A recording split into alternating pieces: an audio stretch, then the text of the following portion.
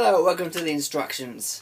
Now, on the box here, you have the main front artwork, a bit on the side, a little pentagram, and some blurb on the back. 2 to 6 players. You can play with more, but you need to deal out fewer cards. In the Kickstarter version, you will have an exclusive card, the Mummy. There are 2 of them, and it will bring the deck of cards to 52. Right now, I have the equivalent of the Garlic Sir pledge, which is all of the cards sleeved. We have, in the base set, 50 cards. There's 1 Dracula, there's Poltergeist, Vampire, Zombie, Crucifix, and they all have different effects. The artwork is done by myself, quite shiny, and each player gets 5 cards to begin with. Then the deck is split into however many players there are around the table. So if you've ever played Pandemic, it's that kind of seeding system. If there are 5 players, you put 5 piles of cards down, then put Dracula on top of one of them. The rest of them go on top. If you want to make it truly random, just slide him straight in, shuffle. You don't know where he's going to turn up.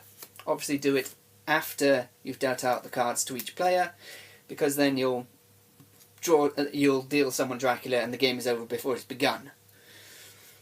When Dracula is drawn, the game ends, and the person with the most points wins. You gain points for each vampire you have in your hand. Simple. If you have a Van Helsing card, you can play that. It will slay every vampire in everyone's hands, including your own, but the person playing it will gain 5 points, and Dracula gets put back into the deck, shuffled in, and waiting until he comes back. There are 2 Van Helsing cards. If I can find one. There he is. If you have him, you can put Dracula back. Now, the other rule, one of the main rules is the unlucky 13 rule. If a player gains exactly 13 points, they lose as many points as they have players, as there are players, and discard their hand and draw up 5 new cards. If Dracula is pulled out from that, then he's pulled out and you don't replace it if he's put back into the deck.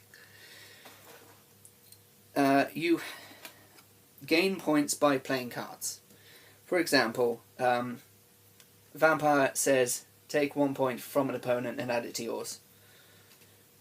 And Invisible Man makes you immune to anything for 1 round.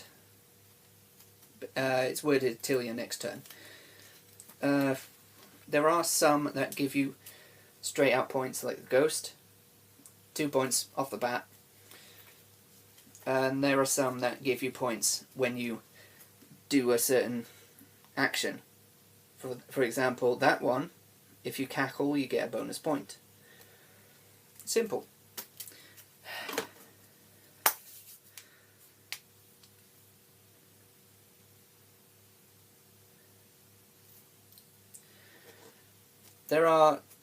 On your turn, you have one of 2 actions.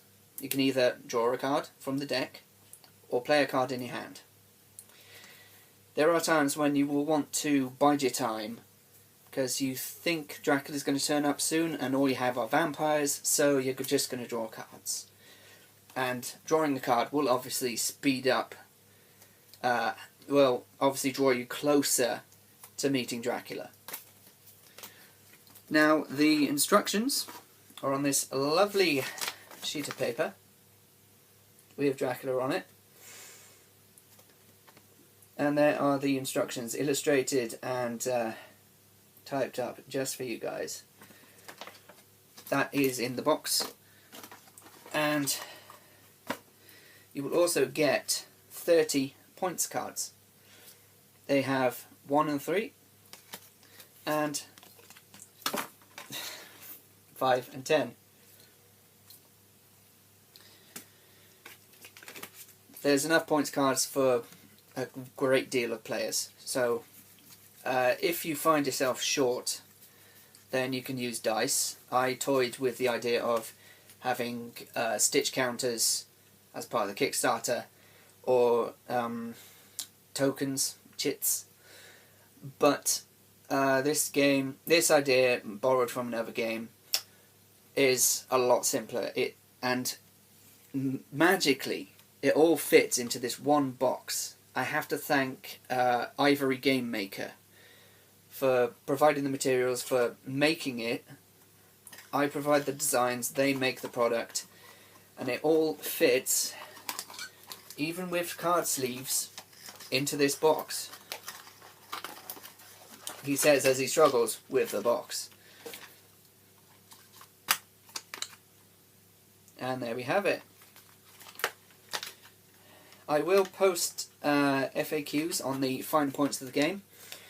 The zombie card, you shout brains to get yourself 2 points, and the player you target loses a point. But then if they have a zombie, they could play it on someone. Anyone, it could be the same person, it could be someone else on the table, it could be anyone, out of turn. And then the play continues until somebody hasn't got a zombie in their hand. So they'll be the last victim, and they continue.